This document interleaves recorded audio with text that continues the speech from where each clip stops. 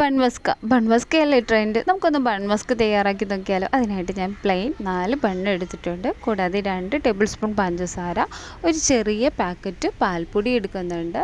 പിന്നെ കൂടാതെ room ടെമ്പറേച്ചറിലുള്ള unsalted butter എടുക്കുന്നുണ്ട്.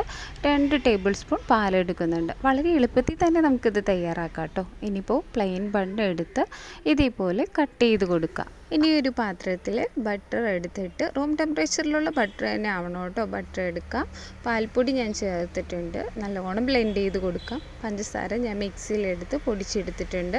കൂടാതെ പാലും ചേർത്തിട്ട് നല്ലോണം ഇങ്ങനെ ബ്ലെൻഡ് ചെയ്ത് കൊടുക്കാം. ബ്ലെൻഡ് ചെയ്യും തോറും ഇങ്ങനെ നമുക്ക് ക്രീമി പരുവത്തിലായിട്ട് ലൂസായിട്ട് കിട്ടുന്നതാണ്. ഇപ്പോൾ ഏകദേശം ആയിട്ടുണ്ട് കേട്ടോ. ഇനി നമുക്ക് തയ്യാറാക്കാം. ഇനിയിപ്പോൾ ബണ്ണെടുക്കാം. ഇതേപോലെ ഇങ്ങനെ തേച്ച് കൊടുക്കാം. വളരെ എളുപ്പത്തിൽ തന്നെ നമുക്ക് തയ്യാറാക്കാം കേട്ടോ. ഞാനിവിടെ 4 ബൺ മസ്കിക്ക് വേണ്ടിയിട്ടുള്ള ക്രീമേ തയ്യാറാക്കിയിട്ടുള്ളൂ കേട്ടോ.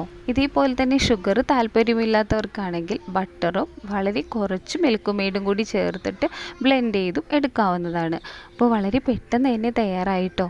ബൺ മസ്കിയുടെ കൂട്ടുകാരൻ ഇറാനി ചായയാണ്. ചായ ഇഷ്ടമില്ലാത്തവർക്കാണെങ്കിൽ പാലിൻ്റെ കൂടെയും കഴിക്കാവുന്നതാണ്. വളരെ ടേസ്റ്റിയാണ്. കുട്ടികൾക്ക് വളരെ ഇഷ്ടവുമാകും.